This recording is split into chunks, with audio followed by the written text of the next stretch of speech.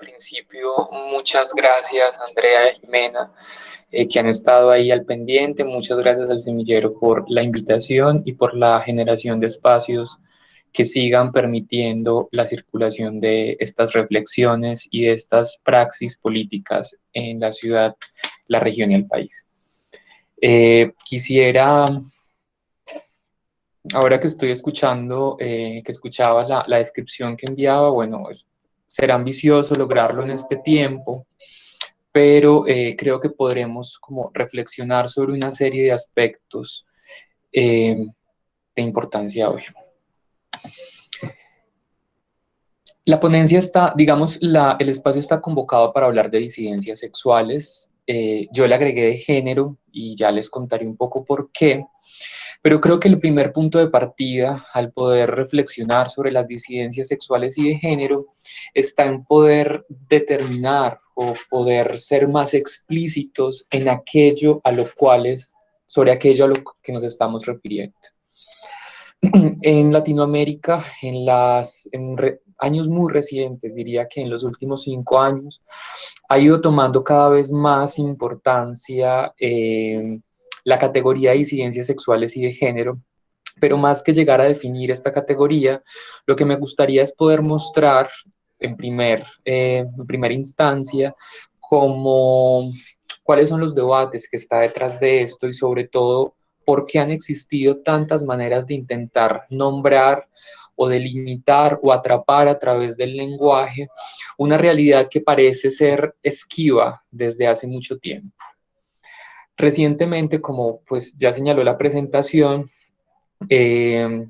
está próximo a publicarse un trabajo sobre sodomía en la colonia y en la época, digamos, en el periodo colonial, y ahorita hablaremos un poquito de esto, y se va a apropiar una categoría que es la categoría de sodomía.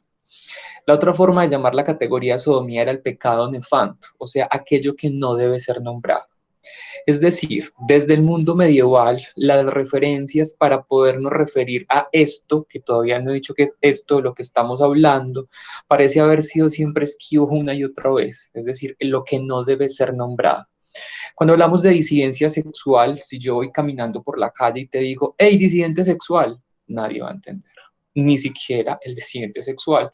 Pero si le digo maricón, como me gusta definirme desde hace algunos años, seguramente va a estar muy claro de qué habla. Y esa es una de las dificultades que tenemos en la materia, y es que así han existido distintas formas y debates muy álgidos a la hora de determinar cuál es el mejor modo de aproximarnos para nombrar y comprender esto que tiene que ver con una serie de sexualidades, de prácticas, de corporalidades y de identidades que parecen interpelar el canon hegemónico o las estructuras sexuales y de género hegemónicas que se habían configurado en la historia de Occidente.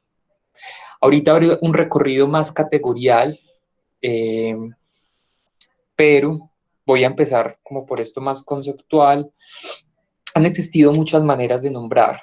Aquí estoy empezando por homosexualidad, pero pues hay unas mucho anteriores como la misma de sodomía y muchas otras que salen, digamos, de estas que recojo aquí, pero sin duda estas han sido como las canónicas.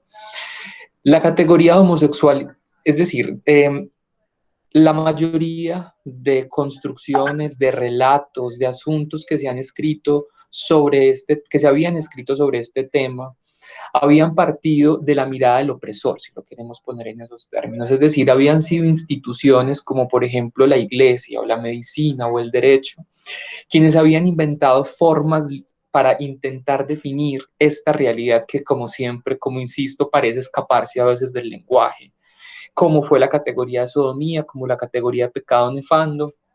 Pero digamos que hay una inflexión muy importante que ocurre a finales del siglo XIX con la categoría homosexualidad, porque digamos que surge a finales del siglo XIX cuando se empiezan a dar una serie de debates, principalmente en Europa, sobre lo siguiente. Se está dando el proceso de unificación alemana, entonces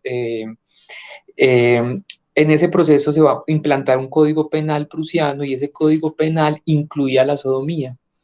Este tipo penal se iba a expandir por territorios donde la sodomía no era un delito, lo que llevó a que algunos varones, de manera todavía muy tímida en principio, pero bueno, luego diría no tan tímida, empezaron a generar una serie de debates que ya se dirigían no a la forma en la que ese otro me define, sino a intentar producir formas propias de comprender lo que en el caso inicial de hombres, varones, homosexuales, empezaban a narrar sobre sí mismos.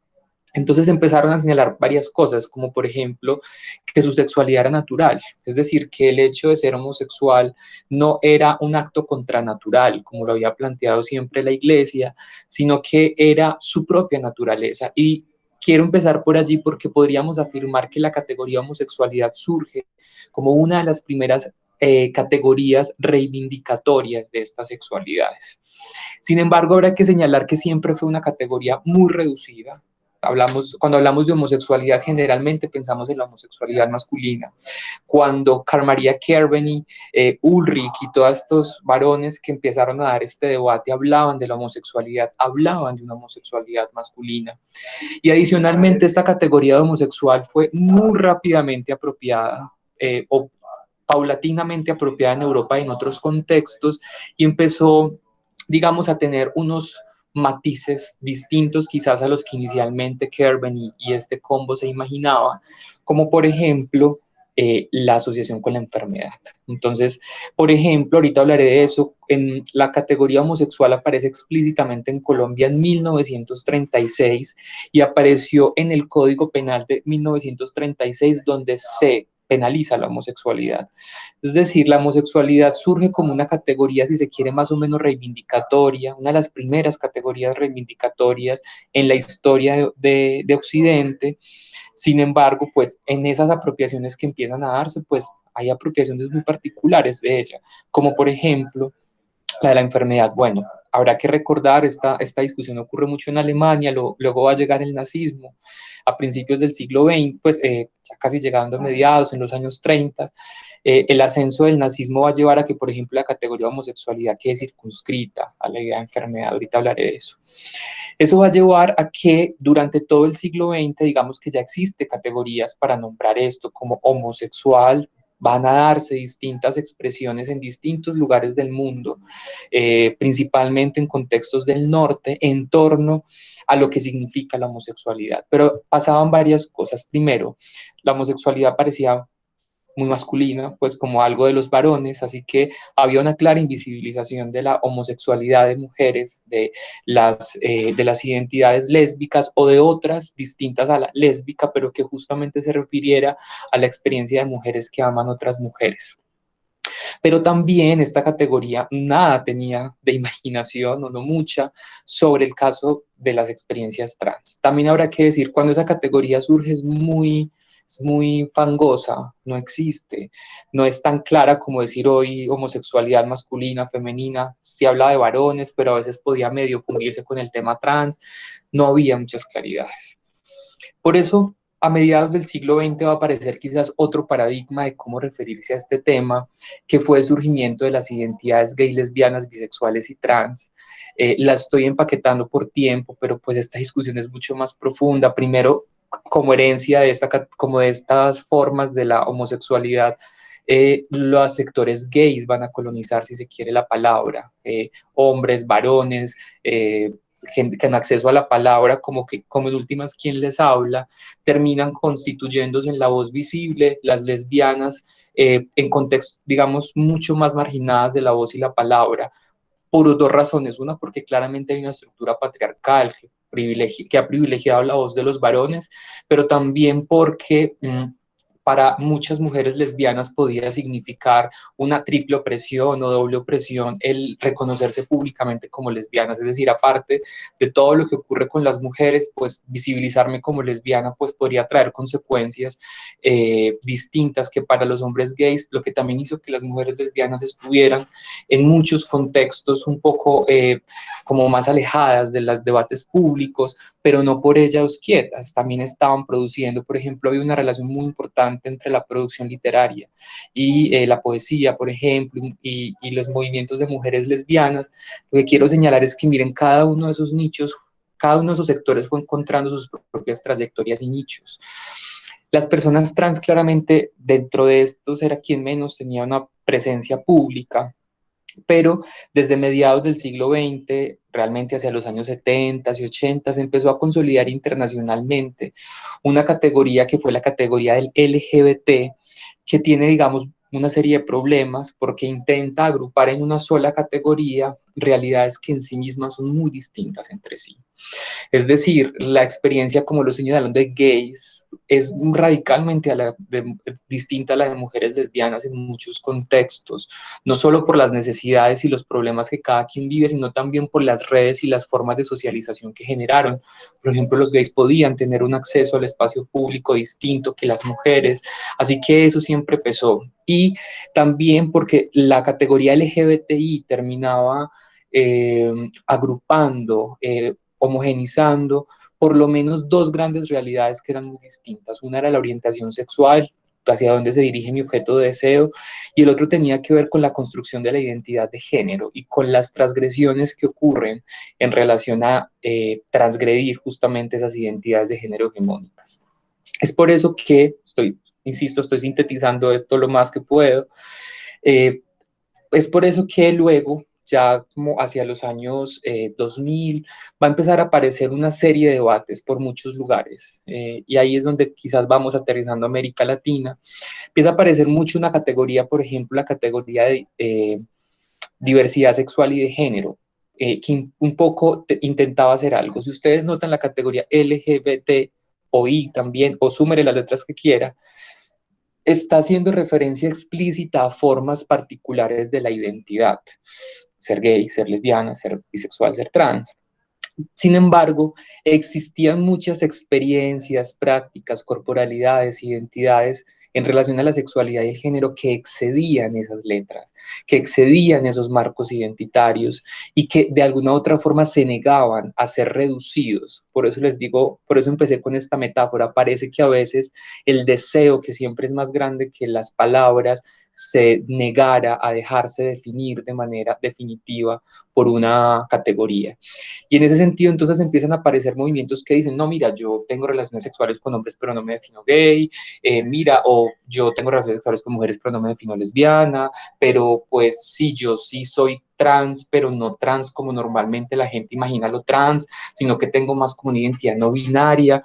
Es decir, empiezan a aparecer otro montón de expresiones identitarias que empiezan a mostrar algo muy claro y es como los límites de LGBT para poder representar esta experiencia, lo cual lleva a esta categoría de diversidad sexual y de género que si lo notan está compuesta de dos cosas, diversidad sexual, es decir, la diversidad de expresiones de la sexualidad y diversidad de género, la diversidad de expresiones de la identidad de género.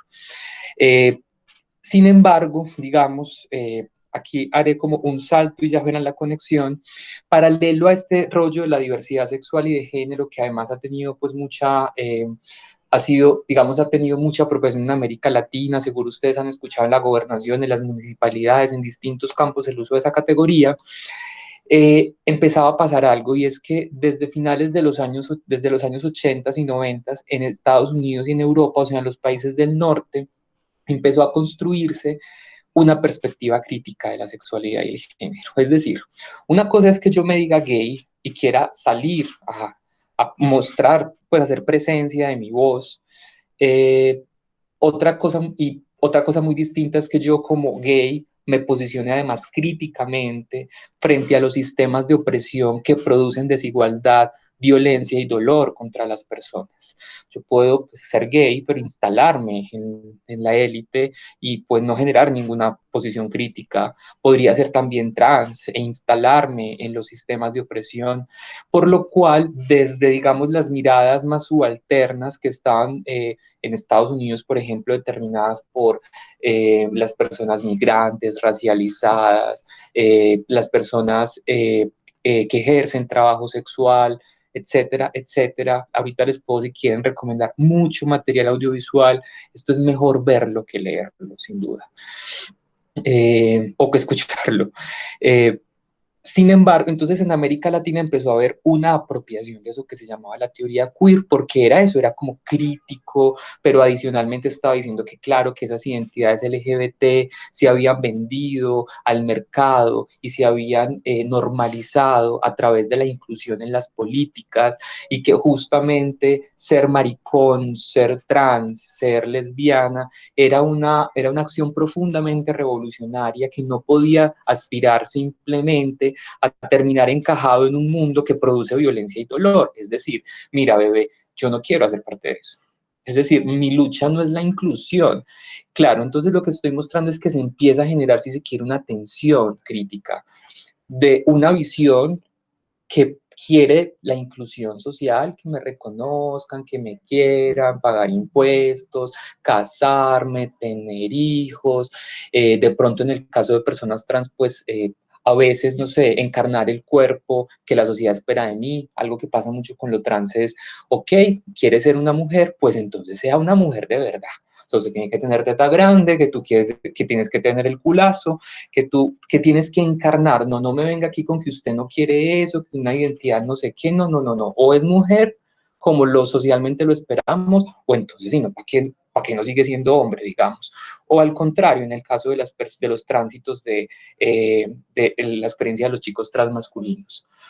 Entonces la crítica queer se había constituido en una potente perspectiva crítica que permitía interpelar a esta tradición que se había construido desde los años 70 y que había estado, digamos, que se había constituido bajo las consignas del movimiento LGBT.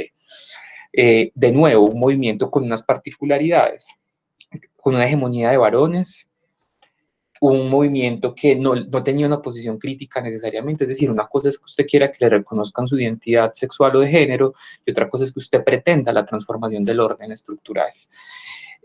Sin embargo, esa categoría, supongo que han escuchado esto de lo queer, termina generando esta discusión y aquí es donde llegamos, pues me extendí, pero era muy importante, digamos, para mí poder plantear esto de la disidencia, de dónde venía, porque también me molesta un poco que en estos asuntos a veces hay modismos, como es un tema que parece resistir a que una definición lo defina por siempre y que siempre ha estado produciendo lenguajes para intentar definirlo, pues esto de la disidencia sexual, pues no es solo una moda, sino que habrá que entender mejor qué significa. ¿Y qué es lo que significa? Luego esta teoría queer que había nacido en Estados Unidos viene a América Latina y mucha gente, dentro de la que me incluyo hace 10 años, estábamos fascinados con esa teoría queer tan crítica, tan interpelante, pero resulta que yo le digo a usted queer en Colombia y no significa nada. La categoría queer en las lenguas anglosajonas en inglés es un insulto muy potente, es como decir maricón, pero aún más. Pero además tiene otras particularidades, queer no tiene género, o sea, usted le puede decir queer a una lesbiana, a una trans, a un maricón, en los lenguajes latinoamericanos no teníamos eso. Entonces, como a mitad de todo ese proceso, entonces aquí lo queer suena muy gomelo, o sea, como mira, yo soy profesor de teorías queer, suena regio, pero, ajá, ¿y eso qué es? Pierde toda la capacidad crítica, toda esa capacidad disruptiva que tenía, digamos, en los contextos anglosajones. Por lo cual, distintas corrientes dentro de las que ahora me incluyo. En algún momento, pues lo queer para mí era como lo último en Guaracha, luego claramente vino la reflexión de, venga, pero espere. Es decir, estamos diciendo, estamos comprando todas las teorías del norte, pues porque es muy, pero es que acá en los países del sur, aquí en América Latina, no existían de pronto esas ideas también. Y resulta que, claro, cuando ya uno se pone a hacer un ejercicio crítico de analizar la tradición histórica latinoamericana, se da cuenta que muchas de las ideas que estaban ocurriendo en Estados Unidos en los 70s, en los 80s y en los 90s, pues en América Latina también estaban. Y no estaban porque es que fueron a leer a los teóricos queer de allá, no, estaban porque es que pues había producción propia. Y ahí empiezan a aparecer obras muy importantes, como por ejemplo la de Pedro Lemebel, que seguro han escuchado, la de Néstor Perlonger, perspectivas lésbicas como la de Nancy Cárdenas, o por ejemplo Severo Sarduy en Cuba, es decir, una serie de teóricos y teóricas que además tenían una particularidad, y es que que además es una de las tensiones, digamos, con lo LGBT, y es que lo LGBT es un movimiento identitario que solo le importa a las identidades sexuales y de género, mientras a las teorías queer norteamericanas y a la perspectiva de las disidencias sexuales latinoamericanas, que digamos que es como un, entre comillas, homólogo de lo queer aquí, eh, no le interesaba tanto las identidades sexuales y de género como si la relación que éstas establecen con, con la clase, la raza, el género, es decir, lo que hoy llamamos una mirada interseccional. Si uno mira las obras, por ejemplo, de Lemebel, de Berlinger, se da cuenta que pues no están hablando de solo la sexualidad y el género, están entendiendo, por ejemplo, esas profundas diferencias que existen entre la loca de barrio y la loca de pueblo frente a la marica o el hombre gay de la élite que tiene acceso a. Pero adicionalmente muchas de estas obras latinoamericanas que se construyeron en esa segunda mitad, pues tienen una particularidad, y es que son eh, se escribieron en contextos de violencia política álgida, como es el caso de las dictaduras chilenas, argentina o cubana. Y en ese sentido, pues eran obras profundamente contestatarias que eran homólogas o que a veces incluso excedían eso que nos trajimos de la teoría queer pensando que acá en América Latina no existía. Es por eso que hoy hablamos de disidencias sexuales y de género, para referirnos a ese conjunto de movimientos críticos, de luchas sociales, pero también de posicionamientos personales y colectivos que distintas personas a través de la historia de América Latina han construido como respuesta o en oposición o como búsqueda contestataria y disruptiva del orden heteronormativo. A eso es entonces a lo que nos referimos con disidencia sexual, que como quiero decir es distinta. Entonces casi que podríamos decir, por un lado está lo gay, lésbico, bisexual, transgénero, que está muy asociado al discurso de la diversidad sexual y de género, y por otra vía, si estuviéramos un curso normal de 64 horas en la universidad, algunas de las cosas que les estoy diciendo no son tan categóricas, siempre hay unos muchos matices allí, pero digamos en este espacio puedo categorizarlo así. Entonces tendríamos por acá una gran corriente y por acá otra, que en el norte se ha expresado como crítica queer y que acá en los países, en América Latina, Gabriela González ha estado denominando como disidencias sexuales y de género. Me gustaría señalar que hay un asunto interesante aquí y es, bueno, pero ¿cómo? Es decir, ya les he dicho que pues son poblaciones muy distintas, pero al tiempo uno siempre vuelve a ellas, así que son muy distintas, pero parece que algo las conecta. Desde mi perspectiva, los sujetos subalternizados nos conecta una cosa y son las estructuras de dominación que nos ponen en lugares de subalternidad. ¿Cómo así? ¿Qué es lo que tiene en común una mujer trans de Chocó con quizás un varón trans en México? Pues bueno, seguramente en su experiencia habrían cosas muy distintas. O un hombre gay del poblado con una mujer lesbiana que vive en el Urabá antioqueño en condiciones como empobrecimiento, pues que hay algo que les conecta, es la experiencia de la heteronormatividad.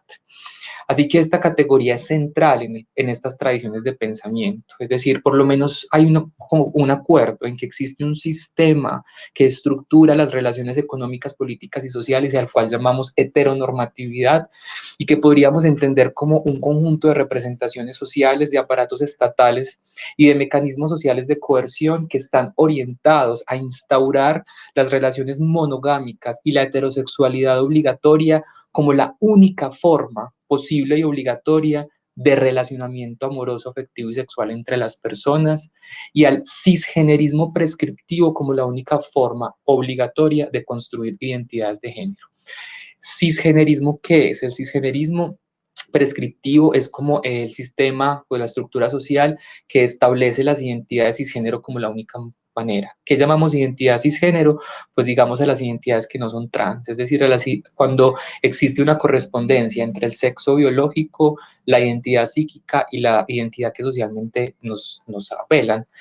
Provisionalmente, esto no sé si en 2 años puedo afirmarlo, yo soy un hombre cisgénero, es decir, me asignaron como varón al nacer, me identifico como varón, más allá de si soy homosexual o no. Eso es lo que se llama el cisgenerismo, que es una categoría justamente de lo trans. Como lo trans siempre ha sido nombrado, pues bueno, es que siempre se nombra lo otro, bueno, no, pero pues la norma también puede tener un nombre, en este caso cisgenerismo.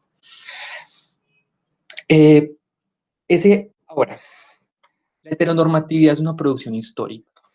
Eh, Paso aquí para poder llegar a Colombia. La heteronormatividad es una producción histórica. Y pensar esto desde América Latina implica varias preguntas. ¿En qué momento en América Latina aparece la heteronormatividad? Tenemos un problema y es que solemos ver la heteronormatividad como algo natural, es decir, es natural que en las sociedades se odie la homosexualidad o las identidades trans y eso es falso. Existe registro histórico, antropológico y de muchos tipos que ha permitido evidenciar que en distintos contextos las sociedades han significado distinto la sexualidad y también el binarismo de género, que en muchos contextos no ha sido justamente binario. Entonces eso nos implica reconocer varios asuntos. Uno, que la heteronormatividad no es natural, sino que se ha construido a través del tiempo. Segundo, que la heteronormatividad fundamentalmente es la institucionalización de la homofobia y digamos la transfobia. Es decir, una cosa es que en una sociedad haya gente que diga, ay, no, a mí no me gusta eso de la homosexualidad, pero otra cosa es que se desarrollen mecanismos estatales para perseguirla, criminalizarla, castigarla o aniquilarla. Y eso es lo que ha pasado en Occidente. ¿Cuándo ocurrió en Occidente la institucionalización de la homofobia? En la Edad Media. No existe antes. Existen opiniones homofóbicas, sí, pero de nuevo, no existe esa institucionalización de la homofobia en Occidente, empieza justamente en la Edad Media. Y entonces uno dice, y aquí les quiero traer esta definición de Tomás de Aquino, el pecado de lujuria consiste en el uso desordenado del placer venéreo y y este desorden puede provenir bien de la naturaleza en que se busca el placer, bien del modo de conducirse en la materia correspondiente. Primeramente puede contrariar al fin propio del acto venéreo, en cuyo caso, si llega a impedirse la generación, nos encontramos con el vicio contra la naturaleza existente en todo acto venéreo por el que no puede obtenerse el fin de la generación. Este es el marco a partir del cual entonces Tomás de Aquino va a definir la sodomía como uno de esos pecados de la lujuria, que además para el pensamiento medieval, pues es el más grave de todos. ¿Qué les quiero mostrar? Bueno, ¿y cómo llegó eso acá? Es decir, ajá, pero eso está por allá, pues claro, la colonización. Es decir, es el proceso colonial el que nos explica cómo la heteronormatividad termina instaurada en América Latina. De hecho, lo que afirmo es que la heteronormatividad fue uno de los caballos de batalla fundamental para la instauración colonial, tanto que uno de los argumentos que daba la corona española y la iglesia para justificar la ocupación de América tenía que ver con la sodomía, con el canibalismo. Para ellos habían prácticas caníbales, efectivamente en algunas regiones existía, pero pues no era necesariamente algo, ni necesariamente legitimaba su ocupación. Resultaron mucho más bárbaros que lo que pensaban que éramos las personas que habitaban esta región y, y bajo la herejía. Entonces, miren, la sodomía fue un elemento fundamental. ¿Qué les estoy mostrando? Miren, la heteronormatividad, es decir, esta institucionalización de la homofobia y la transfobia está en el tuétano de la construcción de la sociedad latinoamericana. Y en ese sentido nos toca reconocer que existe un vínculo entre la heteronormatividad, la colonialidad, el racismo y el capitalismo, porque si entendemos la expansión colonial como la expansión del capitalismo y la instauración de una división social del trabajo basada en la raza, como lo muestra Aníbal Quijano, podemos entender entonces cómo la heteronormatividad ha estado vinculada a ese proceso. Ahora, eh, podemos entonces señalar, y había empezado por ahí, que la heteronormatividad ha construido distintos objetos en su andar. Es decir, la heteronormatividad como mecanismo, recuerden, conjunto de representaciones, o sea, de imágenes, de imaginarios, de aparatos estatales, pero también de mecanismos sociales, o sea, no estatales, sino formas de disciplinamiento social que instauran esta mirada. Y en ese camino, digamos, en esa gran macro, esta definición es propia, hace parte de este libro que les digo, en el desarrollo histórico de eso, pues ha ocurrido en el caso colombiano, digamos, distintos momentos, digamos, distintos momentos que han estado marcados por algo, y es por una relación entre el saber, el poder y el discurso. Es decir, ciertos lugares institucionales o de poder, como la iglesia, como la medicina, como el derecho, han producido desde sus saberes una serie de discursos sobre la homosexualidad, sobre las identidades trans, sobre las identidades lésbicas, que han generado han construido un sujeto desde ese lugar de poder. ¿Qué estoy señalando? Pues que uno de los asuntos que ha ocurrido justamente en el desarrollo de los movimientos por las disidencias sexuales y de género en Colombia ha sido poder interpelar ese locus de enunciación a partir del cual se han construido estas ideas. Al igual que han existido muchas categorías reivindicatorias para intentar desde las movilizaciones definir el asunto, también han existido muchas porque el deseo se escapa a ser regido por el lenguaje. Han existido distintas categorías para nombrar. Ha existido la categoría de sodomita, que además me gustaría señalar, cada una de estas categorías nos muestra asuntos distintos. El sodomita refiere a un pecador criminal, o sea, la sodomía es un pecado, pero también es un delito. ¿Eso por qué es importante? Porque si yo entiendo que tú eres un pecador, lo que tengo que hacer es salvarte, arrepentirte, etcétera. Si eres un criminal, pues tengo que castigarte como o la cárcel o cualquier otra forma de castigo que se establezca. Luego, a mediados del siglo XIX, sobre todo en la segunda mitad, aparece una nueva imagen que es el corruptor de menores. Es decir, ya no se asocia entonces la homosexualidad con la sodomía, sino que se empieza a pensar al homosexual como un ser criminal, inmoral, degenerado. Luego se va a instalar la categoría homosexual, que va a empezar a tener como dos visiones, una que afirma como ve al homosexual como un enfermo y otra que en últimas lo ve como un criminal. Y ahí me gustaría señalar algo, miren, en Colombia se instaura la noción de sodomía y el delito de sodomía con el periodo colonial. Eso se termina en 1836, cuando después de consolidarse la independencia se publica el primer Código Penal republicano que ya no incluía la sodomía. Pero ahí es muy importante mostrar cómo en Colombia siempre ha habido una tensión. Por un lado tenemos el derecho y por otro lado tenemos la cultura y la sociedad. Entonces, no podemos también hacer una historia o entender históricamente el desarrollo de este asunto si nos paramos solo sobre a partir del lugar del derecho. Por ejemplo, en 1836 se despenalizó, entonces uno dice, no, ya qué orgía, pero pues no, pues resulta que la sociedad no iba a pues la sociedad no cambió porque el Código Penal ya no incluía este delito y socialmente siguieron existiendo prácticas violentas, coercitivas de la sexualidad y el género que no cesaron por eso. Tanto es así que a finales del siglo XIX otra vez vemos movimientos sociales de personas que están buscando volver a penalizar la homosexualidad. O sea, el asunto nunca se resolvió.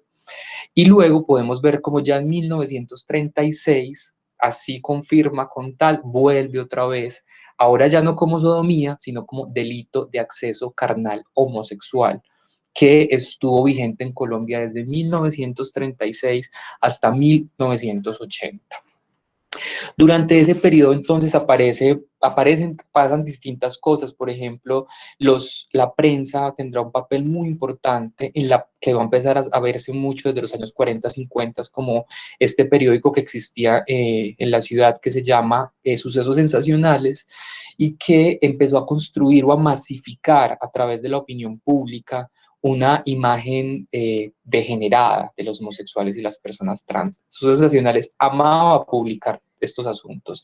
Claro, siempre desde las visiones más prejuiciosas que empezaron a inaugurar en la prensa colombiana, particularmente en la prensa roja, lo que llaman prensa amarilla, estas visiones sobre estos asuntos.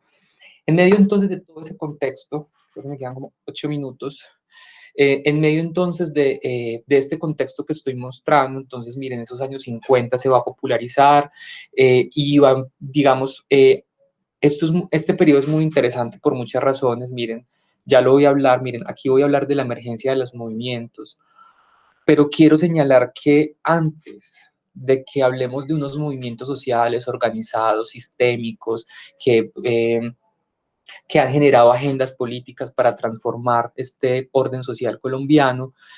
Las personas, especialmente que hoy llamamos trans, que en esa época esta prensa, o sea, esa no es la forma correcta de nombrarles, les llamaba como falsas mujeres y que quería mostrar como seres degenerados, inmorales, criminales, como toda una amenaza para el orden social, fueron, si se quiere, las primeras que pusieron el cuerpo en la calle. Es decir, luego fue mucho más fácil para muchos hombres homosexuales, sin decir que no hay mérito en ello, luego salen, digamos, a elaborar estas luchas, pero estas personas habían generado luchas situadas desde mucho antes en la calle y pues no con el acceso a la academia o a los distintos lugares de poder, sino que lo hacían en su presencia en la calle. De hecho, las investigaciones de Guillermo Correa, de Walter Bustamante, han mostrado cosas maravillosas, o de Elkin Naranjo, por ejemplo, cuando las llevaban, a veces las llevaban a la cárcel o a la policía, a la permanente, donde se imaginarán pasaban cosas horribles. Eh, en ese momento existen registros de las declaraciones de algunas de ellas y hay posiciones muy políticas como, oye, pues como reivindicando su ser, reivindicando su hacer, no agachándole la cabeza a la opresión.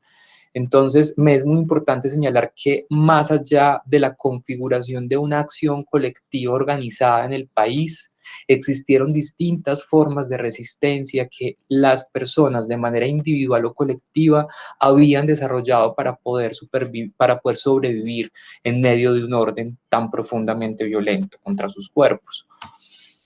Ahora, ya podemos decir que en la última parte del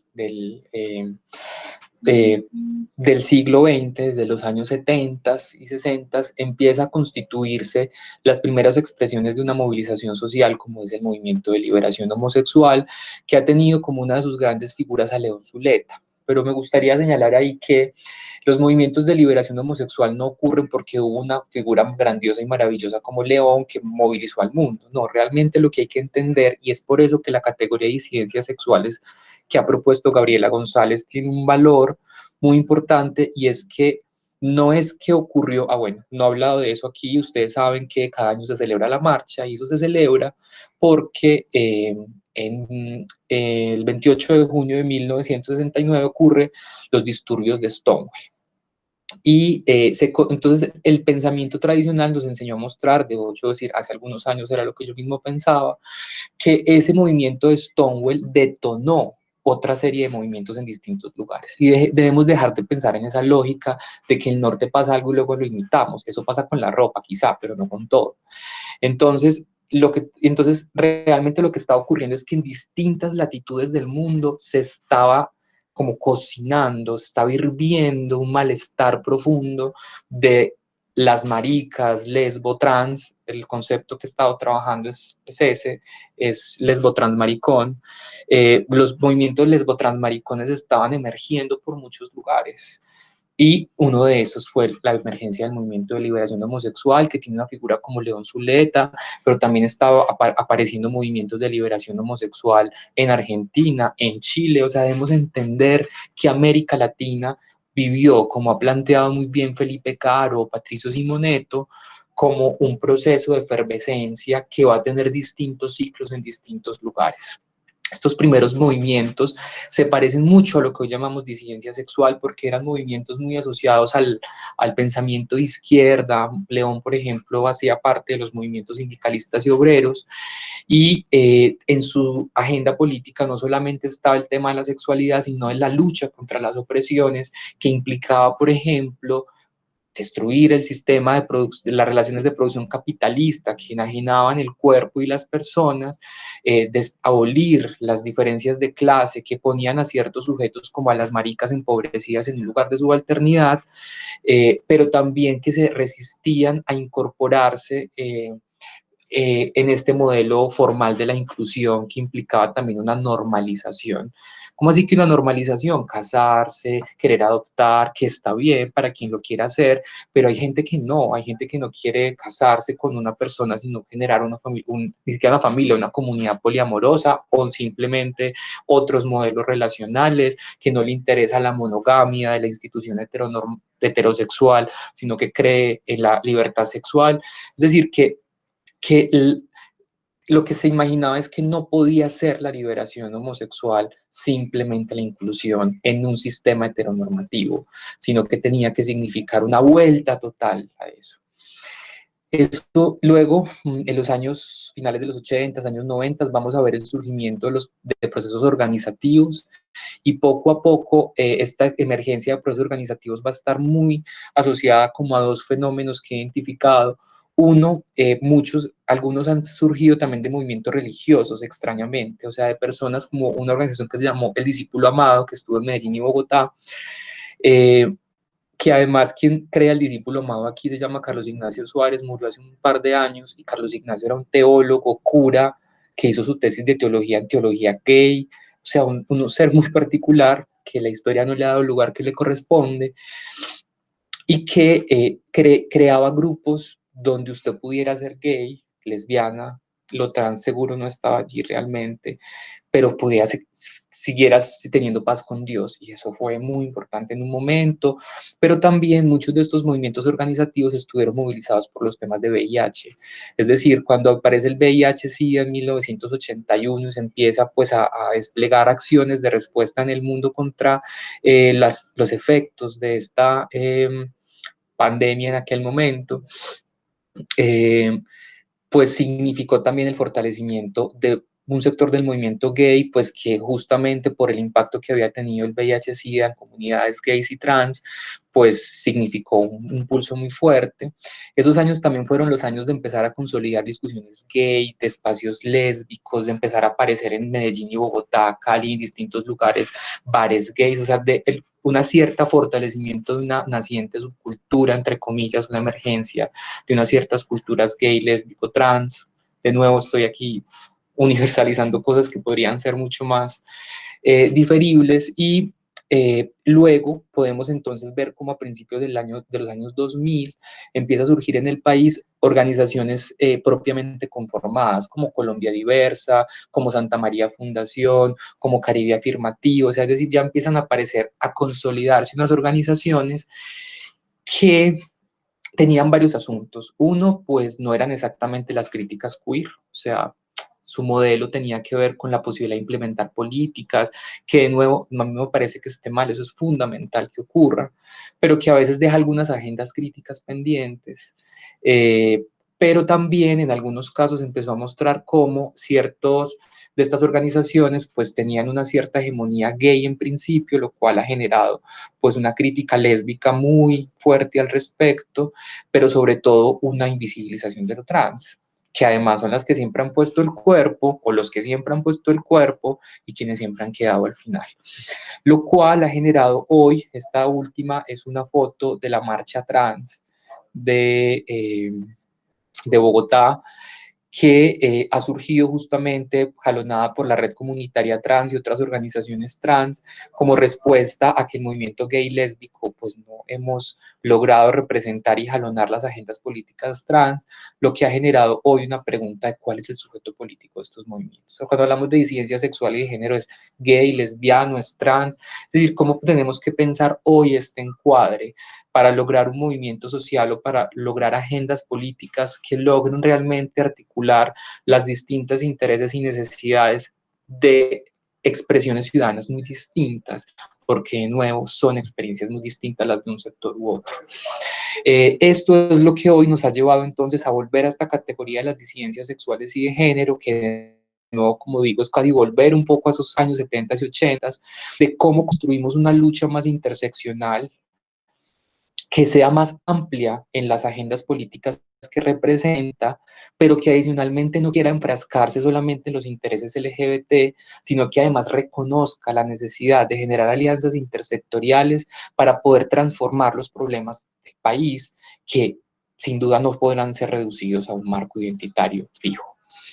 Si quieren puedo dejar ahí como para que haya un espacio de conversar y de preguntas. Eh, y de pronto ahí puedo ampliar algunas ideas sobre el asunto. No sé si estoy bien de tiempo.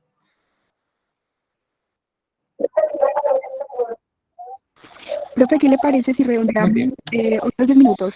Listo, entonces, aquí entonces puedo extenderme un poco más. Miren, entonces, podemos decir que en los años 70 aparece este primer marco de interpretación que va a estar, ahí va a estar pues, León Zuleta, va a aparecer un primer grupo que se llama el Greco, eh, que en el caso particular de Medellín, pues empieza a generar distintos espacios y prácticas. Por ejemplo, se construye un órgano de difusión que es denominado el otro, recomendado como para mirar la sistematicidad de ese pensamiento y que además mantenía un diálogo muy interesante con lo que ocurría con el movimiento de liberación sexual argentino, chileno y de Cataluña, por ejemplo.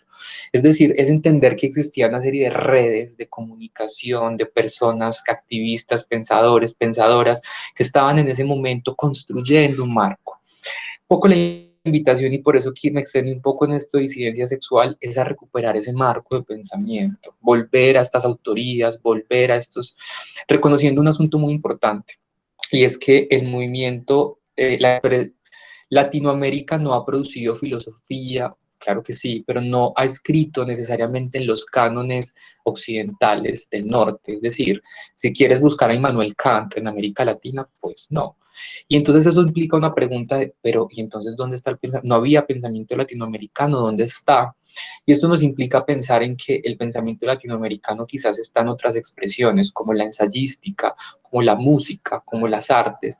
Y ahí nos empezamos a dar cuenta que a través de distintos formatos en América Latina han habido pensadores y pensadoras disidentes, al igual que en el norte, desde los años 60 y 70. Lo que pasa es que nuestras producciones formales académicas nos ha impedido reconocer mucha de esa obra y tradición ahí. Y por ejemplo, el otro, como revista publicada del órgano, como órgano de difusión de las ideas del movimiento de liberación homosexual, es uno de esos elementos que, por ejemplo, tenemos, o un texto de Bel Botero que se llama Homofobia y Homofilia. Luego entonces estoy señalando que empieza a existir como un proceso ya de crear organizaciones. Uno puede notar que hay un cierto vacío desde finales de los 80, casi de una década, desde finales de los 80 hasta mediados de los 90, donde no parecen haber tantas expresiones, siempre grupúsculos por ahí reuniéndose, pensando, pero en la segunda mitad de los 90 ya empieza a pasar como una nueva fuerza que empieza por varias razones.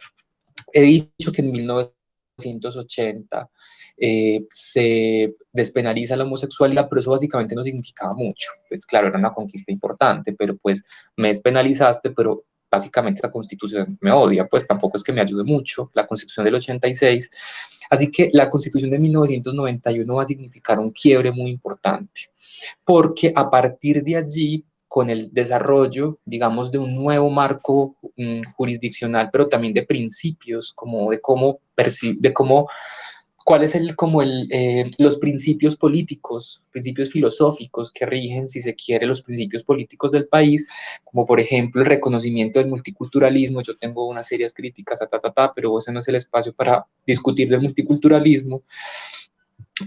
Pero digamos que esa apertura al reconocer a Colombia como un país multicultural fue una muy buena oportunidad para el desarrollo de un nuevo tipo de activismo, que entre otras cosas pues está muy marcado por el activismo jurídico y por el activismo en torno al derecho. Claro, ¿por qué? Pues porque ahora tengo una constitución que me protege como Estado social de derecho, que garantiza el libre desarrollo de la personalidad, que además explícitamente pues me protege, entre comillas, sabemos que no se materializa de la violencia.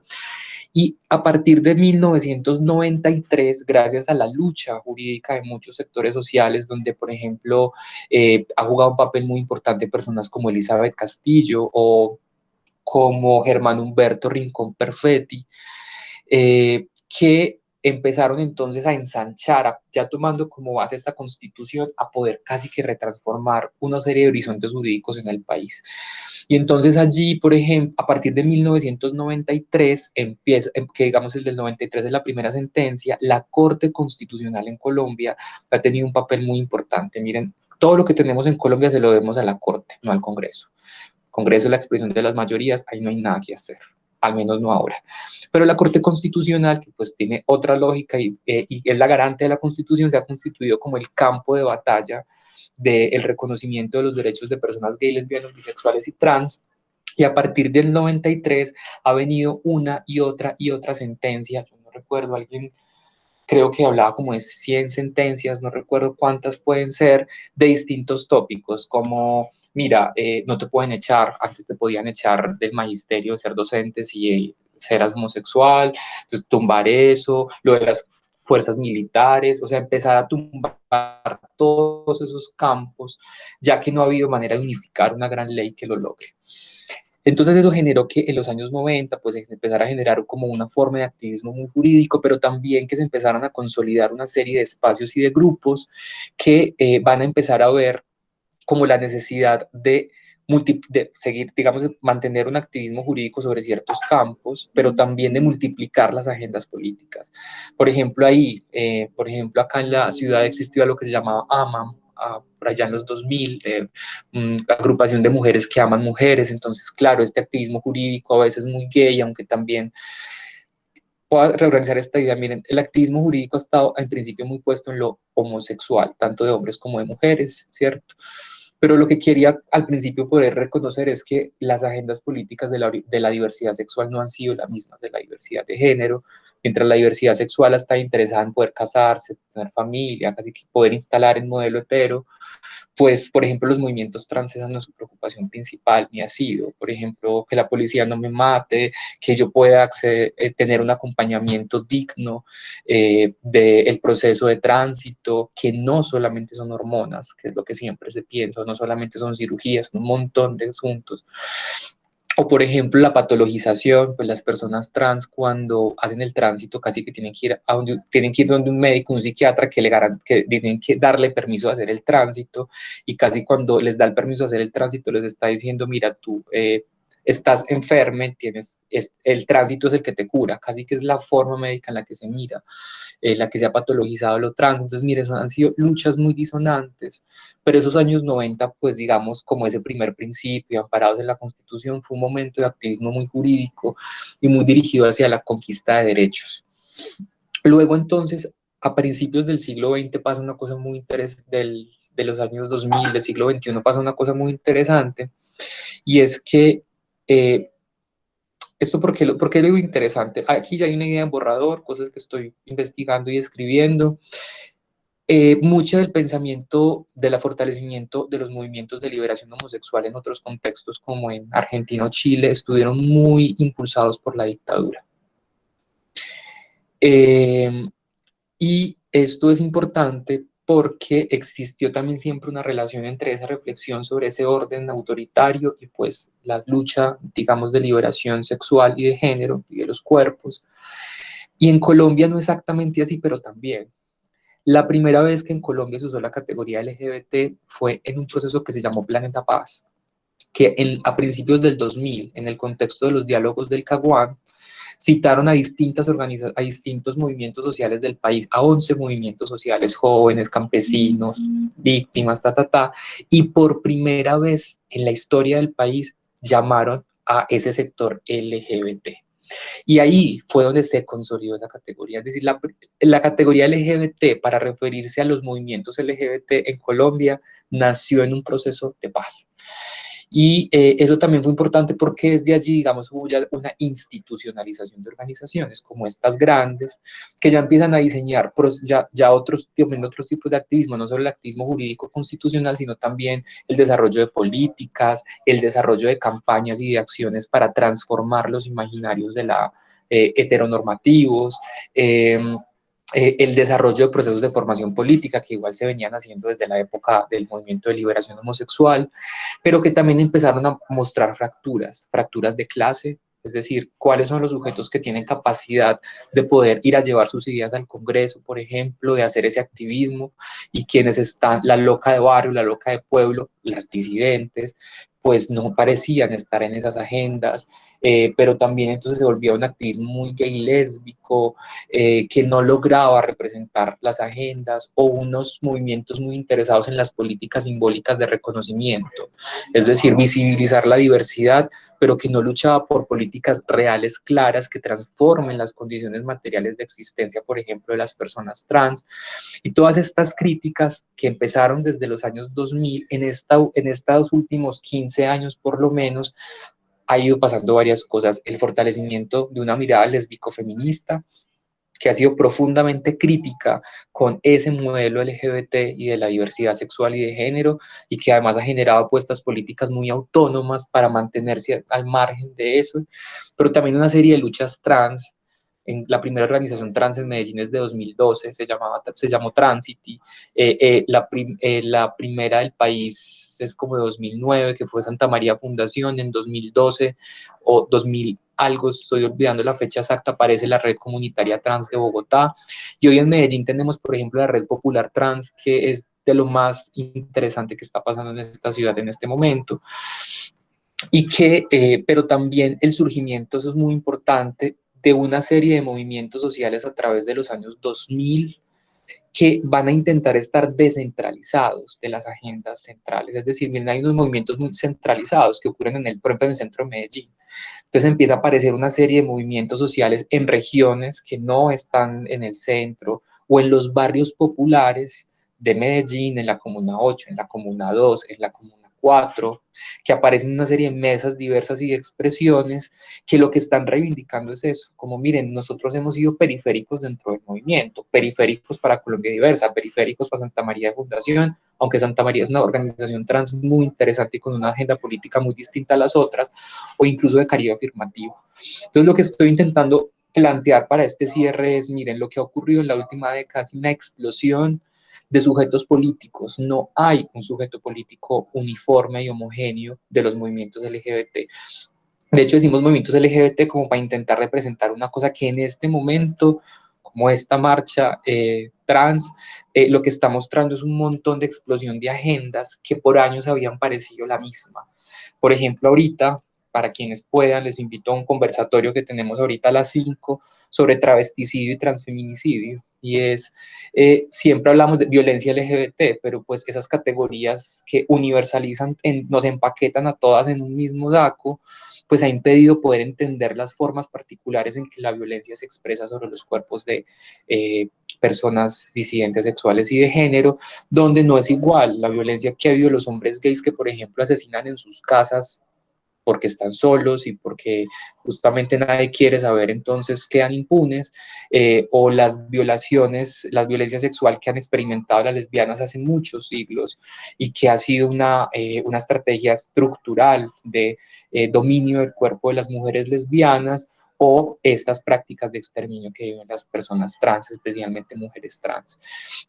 Por eso terminaba con cuál es el sujeto de estos políticos, de estos movimientos hoy, y justamente podría cerrar con dos asuntos. Uno, necesitamos acciones intersectoriales, tenemos que de mirarnos el ombligo LGBT y entender que no hay forma de transformar la heteronormatividad si no entendemos que la heteronormatividad está relacionada con la colonialidad, el racismo y el capitalismo, y en ese sentido tendrá que ser una lucha mayor, pero adicionalmente, pues cómo construir ese proyecto, reconociendo que no existe un movimiento único y universal, sino realmente la explosión de un montón de sujetos políticos en relación a posiciones situadas particulares.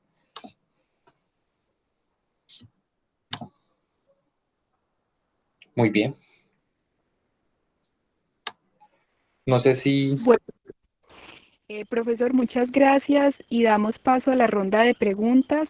Por favor, quienes tengan alguna pregunta para el profesor, ponerla aquí en la barrita de comentarios y bueno, esperemos que participen. Muchas gracias. Por aquí ya hay una. Arrancamos con esa. De modo Sí, panorámico, ¿cómo se han vivenciado las disidencias sexuales en las zonas rurales frente a las zonas urbanas de nuestro país? Muy bien.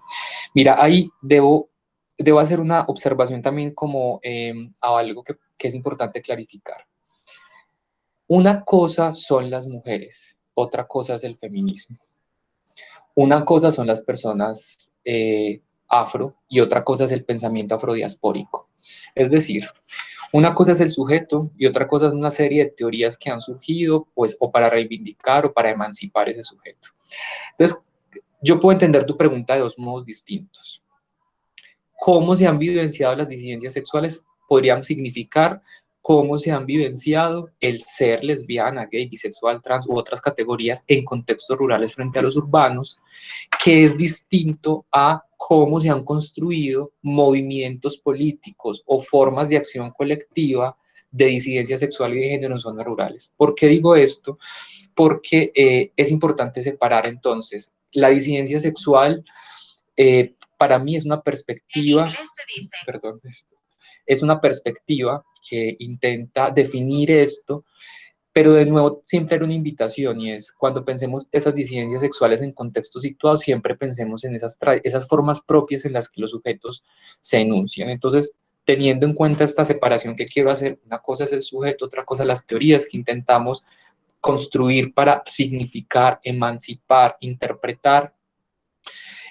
Teniendo en cuenta esa diferenciación, voy a responder en las dos direcciones. Primero, hay una, hay una idea como extendida que piensa que es más fácil ser marica en la ciudad que en los contextos rurales. Y eso es más o menos, eso puede ser más o menos cierto, pero también puede ser más o menos muy falso. Nosotros, cuando estábamos haciendo Aniquilar, nos dimos cuenta de algo muy interesante que voy a intentar ver si soy capaz de explicar en este momento. Cuando tú eres una marica en un contexto rural, les recomiendo mucho un documental de un proyecto que hizo Guillermo Correa que se llama Locas de Pueblo y sacó dos audiovisuales, están rodando en internet, Locas de Pueblo, ahí los encuentra. Y, y lo que uno puede, digamos, ver en los contextos rurales es que también nuestras visiones muy venidas de estas teorías no nos dejan entender qué es lo que pasa ahí. Entonces uno dice, no, claro, es más difícil en un pueblo. Y digo, puede que sí, puede que no. ¿Por qué? Yo en un pueblo puedo ser la marica del pueblo y puedo ser hija de doña Rosalba. Nadie, obviamente, en el pueblo quiere que haga una marica y pues obvio, seguro me han molestado, me han dicho de todo desde pequeña, pero a la vez, como en los contextos rurales las relaciones comunitarias son más fuertes, digamos, ese sujeto es el hijo de doña Rosalba. Es decir, es un sujeto. Entonces, cuando estábamos haciendo Aniquilar, nos dimos cuenta que en muchos contextos había obviamente una tensión con las personas disidentes sexuales, pero al tiempo había un nivel de reconocimiento. Incluso podemos ver, seguro ustedes quizás lo han visto en otros contextos de Antioquia o del país, uno podía ver incluso a una persona o trans o muy no binaria atendiendo en el restaurante, atendiendo en no sé qué, en la cotidianidad del pueblo. Habían comentarios, chistes, pero ahí está la figura. Muchas de esas personas que habían vivido de esa forma nos contaban que cuando llegaban a la ciudad pasaba algo. Y es que la ciudad te permite ser más libre, sí, te permite el anonimato, nadie sabe quién eres, pero como eres un ser anónimo, se fractura esos vínculos comunitarios que también se vuelven vínculos de protección y entonces pasas de ser la hija de doña Rosalba a ser solo esa marica hijueputa. Es decir, pasas de ser una persona así incomode, pero pues existe como sujeto, a convertirse en un sujeto absoluta, sin esa red comunitaria que... Entonces, por ejemplo, nos dimos cuenta cómo la llegada del paramilitarismo a muchos contextos de la región, por ejemplo en Antioquia, fue lo que produjo que se empezaran a generar violencias sistemáticas como la muerte a personas gays, lesbianas, trans. Y como antes de ese momento, obviamente no es que hubiera una aceptación, pero había como una suerte de aceptación social a regañadientes que permitía que este sujeto incluso tuviera una vida sexual y tuviera como un mundo, que lo deja ver muy bien este documental, uno de los dos documentales que les digo sobre Icaris, un ser trans. Es que miren las categorías, pues yo digo trans es una categoría contemporánea para nombrar un sujeto que no es exactamente eso que hoy entendemos, pero por eso hay que volver a esto de las disidencias, pero no podemos hacer lo mismo que hicimos con lo queer, y es decir entonces, Icaris es una disidente sexual, no venga, Caris, ¿usted qué es? Pues que los sujetos representen desde sus lugares propios. Ahora, si respondiera a la pregunta en la otra dirección, en Colombia en este momento hay una expresión impresionante y desde hace mucho tiempo de acciones de visibilización y de transformación LGBT. Eso es todo un tema, me puedo quedar aquí un rato, pero por ejemplo, nos toca empezar a pensar cómo en determinadas regiones del país y en muchos contextos de Antioquia, las personas lesbotransmariconas, algunos de estos han tenido papeles importantes en campos específicos como en la cultura. Por ejemplo, el otro documental habla sobre San Rafael y habla sobre un ser, ay, se me olvida cómo se llama, Chardino, se me olvida cómo era que se llamaba, que fue el que creó las fiestas del pueblo, era un ser súper importante en el pueblo, que los paramilitares matan cuando llegan. Entonces también es dejar de pensar esta idea también tan dicotómica de que como que no, esos seguros los mataban, los sacaban del pueblo, pero también habrá que señalar, entonces sí, como empezar a reconocer que en los contextos rurales ha existido la presencia de la disidencia sexual y de género hace mucho tiempo, que han tenido otras maneras y que tenemos que quitarnos el chip urbano. Y yo cierro con este asunto con una experiencia. Yo soy dos mujeres lesbianas y una de mis mamis, mi mamá biológica es claro, ¿cómo nombro eso? Para las categorías de hoy hubiera sido un trans masculino, pero en esa época pues era solo una lesbiana machorra, que le gustaba usar un nombre masculino por el que mucha gente la conocía, le conocía, aunque ya se habla más en femenino, esas cosas no son tan claras en ese momento, y jugaba fútbol sin camisa en el barrio. Sí, o sea, quiero que entiendan, no podemos seguir reproduciendo esta idea que solamente después de la liberación LGBT urbana llegó esas existencias de los contextos rurales. Eso es falso. Pero sí nos toca ponernos unas gafas distintas para poder entender lo que ahí pasa, porque si nos vamos con la perspectiva urbana, no logramos ver lo potente que había ahí y solo vemos discriminación, no reconocimiento, no derechos, ta, ta, ta. Jenny, tú dices, se puede pensar en la performatividad como una condición que posibilita deconstruir la heteronormatividad vigente en el contexto colombiano y qué desafíos hay entre los logros jurídicos y la realización de los mismos en el escenario cultural. Muy buena la pregunta, que está además compuesta de dos cosas. Mira, el tema de la performatividad ha sido muy importante. O sea, yo mismo pasé en algún momento como por lo liberador que era esa teoría, así que no podría decir que no, pero puedo pasarles material sobre esto, pues como para que puedan desarrollarse mejor ciertas cosas, pero hoy estamos en un gran problema y es que la performativa no es suficiente, es decir, con treparme y hacer drag, por ejemplo, pues no, el orden heteronormativo no necesariamente se quiebra, es decir, la performatividad es necesaria e importante, pero las teorías de la disidencia sexual, como las que muy bien ha propuesto Gabriela González, justo nacen de una crítica a eso, de dejar de pensar que solamente como a punta de performatividad de género, de pensar como en de las prácticas estético-artísticas, por ejemplo, drag, que a mí me parecen geniales, que me encantan, que me parecen re importantes, es dejar de pensar que la performatividad va a destruir la heteronormatividad. No es que la heteronormatividad no solamente la expresión de género, la heteronormatividad es un sistema de relaciones económicas, políticas y culturales. Y la única forma de desactivarlo es eso. Por ejemplo, ok, usted puede ser muy performativo, pero pues puedes habitar la heteronormatividad, puede ser muy performativo, pero puedes habitar perfectamente, construir la heteronormatividad gracias a los privilegios de clase que puede permitir el capitalismo para poder hacer shows en los bares donde puede ir a pagar la gente rica. ¿Sí me entienden? Y no podemos desmeritar, como decir, no, esto no sirve. Esas visiones dicotómicas, bye, chao, están como muy en el siglo XX y ya tenemos que empezar a imaginarnos otro siglo, por favor. Pero no es suficiente. O sea, necesitamos transformar la estructura heteronormativa y eso no solamente ocurre con performatividad de género. En ese sentido, ¿qué desafíos hay entre los logros jurídicos y la realización de los mismos en el escenario cultural? No es esa. Es decir, miren, no sé si lo perciben así, pero Colombia es uno de los países de la región con un mayor desarrollo jurídico normativo. Es decir, estamos como en el top de las leyes de protección a los derechos de personas LGBT pero en las relaciones sociales y culturales eso no es verdad, pues vivimos violencia, miren, ahí llevamos 20 asesinatos de personas trans en lo que va del año, así que ¿dónde está en este momento un gran reto? Ahí.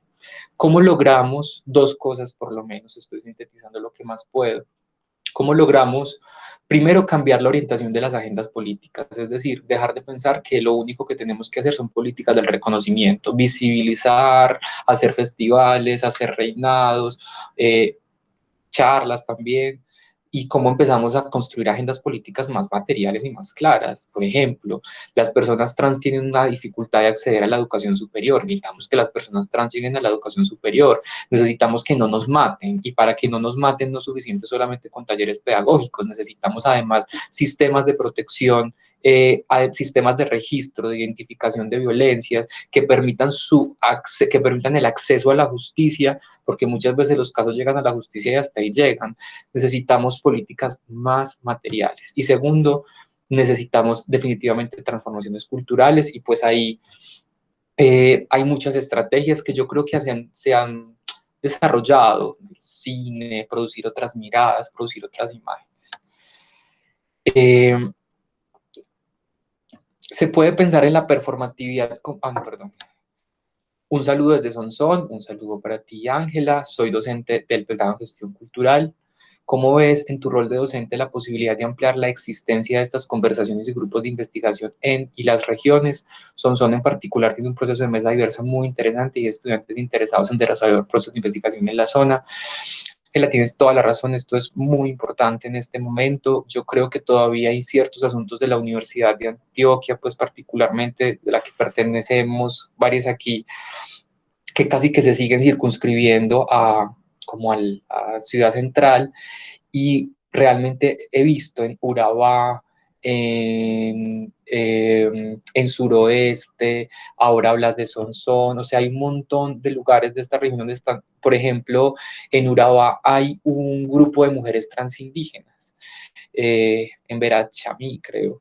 Entonces, definitivamente hay que hacer como una acción institucional más clara para permitir, uno, el fortalecimiento de la acción colectiva de estos movimientos. Yo creo que la universidad ha tenido un papel muy importante en el desarrollo de activismos de este tema. Casi toda esta historia, León Zuleta, pasa una y otra vez por la universidad, por sus aulas o por sus espacios, pero al tiempo la universidad, al tiempo que ha sido un espacio fundamental, pues realmente no ha habido la relevancia, no existe una cátedra de análisis de estos temas, no existe realmente grupos de investigación especializados en. Podría decir que también la universidad es una lucha histórica y pues, no sé, quienes hemos estado allí poco a poco, bueno, yo me vinculé como tiempo completo hace 2 años, hemos estado intentando jalonar cosas, a ver si, por ejemplo, a ver si algún día tenemos profesoras trans también en la universidad, dejar de pensar que solamente es ir a recoger conocimiento y que los sujetos realmente estén usando los recursos de la universidad para producir acciones y conocimiento.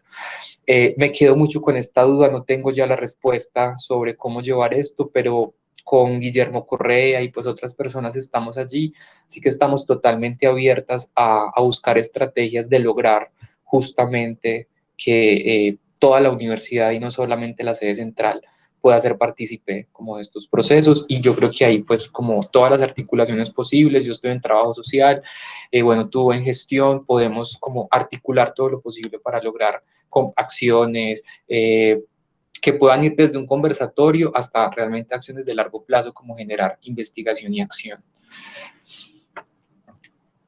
Wilmar, ¿la disidencia sexual solo se ha pensado desde LGBT o también desde la misma heterosexualidad? Es decir, ¿se ha pensado en la heterosexualidad disidente?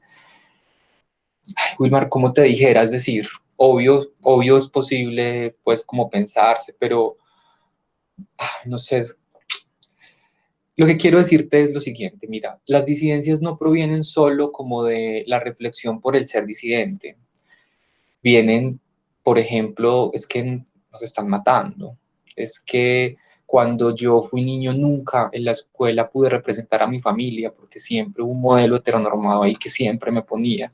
O sea, lo que quiero decirte es, yo creo que lo que hay que construir es despatriarcalizar las relaciones de heterosexualidad en el sentido del modelo heterosexual, pero también siempre recordar que pues la disidencia lo que significa es eso, son identidades, cuerpos, prácticas, subjetividades que no encajan en el modelo heterosexual, y no encaja solamente porque es que no quiero encajar, sino porque es que no me da, es que mi corporalidad no encaja, es que mi deseo no encaja, así que realmente usted me desencajó antes de que yo me desencajara de usted. ¿Sí me entiende lo que quiero decir?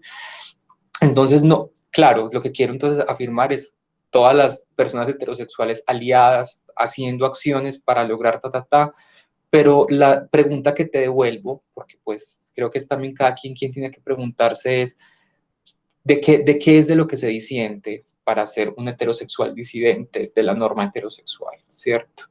La disidencia no es solamente un constructo etéreo, la disidencia pasa por una serie de asuntos, por ejemplo, no sé, como decía la Lemebel, es que pongo el culo, compañero, pasa por prácticas sexuales particulares, por mundos que se habitan, y no es solo un asunto discursivo, los seres disidentes hemos vivido en espacialidades también disidentes, en cuartos oscuros, en la alcoba llorando porque no puedo decir lo que realmente siento. Es una experiencia lo que se ha politizado. Mi pregunta es eso, ¿cómo generar un puente entre esas experiencias sin tomar el riesgo de lo que ha ocurrido a veces, como de usurpar las voces políticas, pues que no son las propias? Pero creo que queda como pregunta, ¿cuál es el lugar para poder deconstruir esa heteronormatividad y construir una heterosexualidad disidente? Bueno, siendo uno más, le agradecemos al profesor Pablo Bedoya por su acompañamiento durante este conversatorio y les extendemos nuevamente la invitación para que estén atentos a la programación. En el próximo encuentro, dentro de 15 días a las 5 de la tarde, tendremos como invitado especial al profesor Guillermo, quien nos acompañará también en la socialización de sus propuestas documentales, investigativas y audiovisuales. Muy bien, muchas gracias a ustedes por la invitación, por las preguntas y por la conversación. Han sido preguntas muy retadoras. Profe Juan Pablo, muchas Muchas gracias a gracias. usted. A ustedes.